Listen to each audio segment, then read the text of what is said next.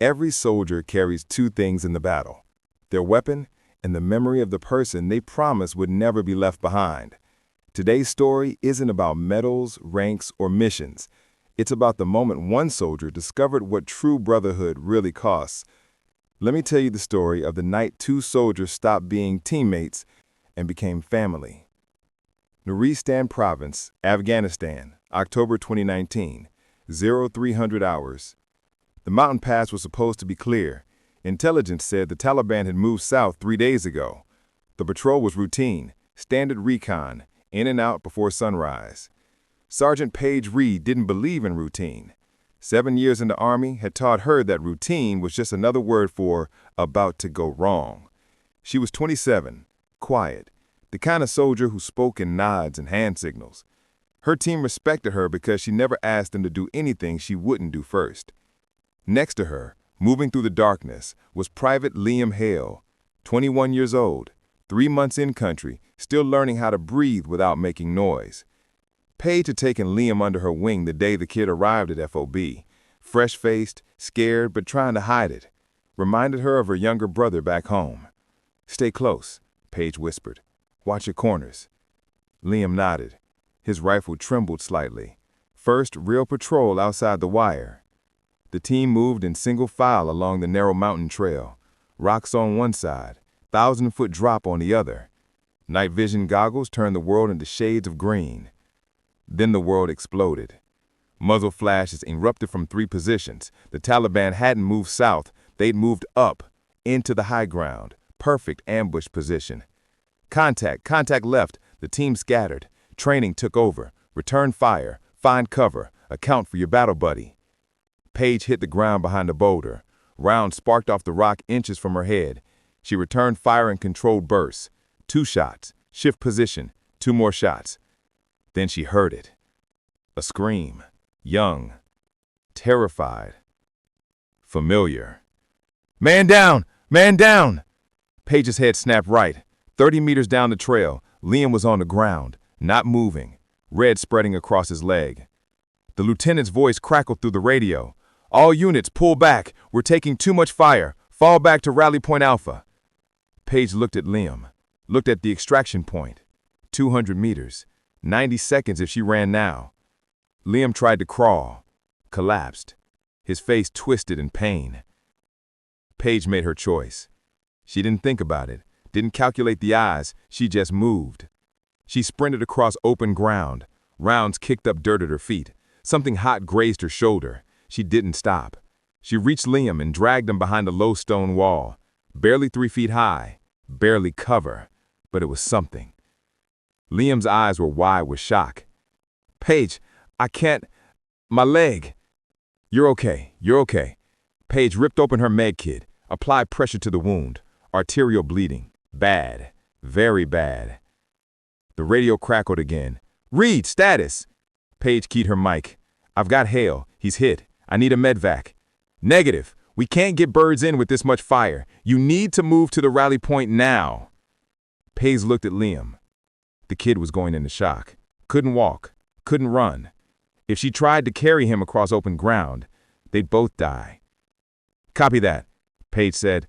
Then she turned off her radio. Liam grabbed her arm. "Paige, leave me. Get out of here." Paige looked him dead in the eye. "Not happening." "That's an order from your lieutenant." "You're not my lieutenant. You're my brother, and brothers go home together." The firefight continued for another hour. Paige held her position, returned fire when she could, kept pressure on Liam's wound, gave him the last of her water. The night got colder. Liam's breathing got shallower. "Tell me about home," Paige said. "Keep him talking. Keep him conscious." Liam's voice was weak. "Kansas. Little town. You wouldn't have heard of it." "Try me." "Larned. Population 3,000. Paige smiled. "I'm from Montana, little town called Dillon. You definitely haven't heard of it." Liam laughed, then winced. "Why'd you join?" "Same as everyone. Wanted to matter. Wanted to prove I could do what my brothers did." "You think we matter?" Liam's eyes were closing. "Hey, stay with me." Paige shook him gently. "Yeah, we matter. Right here, right now. We matter to each other. That's enough. Hours passed. The shooting stopped. The Taliban pulled back.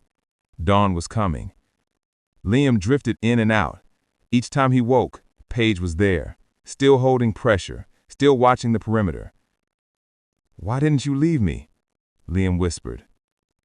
Paige didn't answer for a long time. Finally, "Because 7 years ago, someone stayed for me. Now it's my turn." The sky began to lighten, pink and orange spreading across the mountains. Liam felt something heavy on his chest. Paige had taken off her body armor, put it over Liam's torso, extra protection. "Paige, you need that. You needed more." Liam's eyes blurred. He thought he heard helicopters, distant, getting closer. "Paige, I think they're coming." Paige didn't respond. "Paige?" Liam tried to move. Couldn't. Too weak. He reached out, found Paige's hand. Cold. "Paige! Paige, stay with me. They're almost here. Just hold on." But Paige's hand didn't squeeze back. The medvac landed 50 meters away. Medics rushed over. One immediately began working on Liam's leg. The other checked Paige. Stopped. Looked at his partner. Shook his head.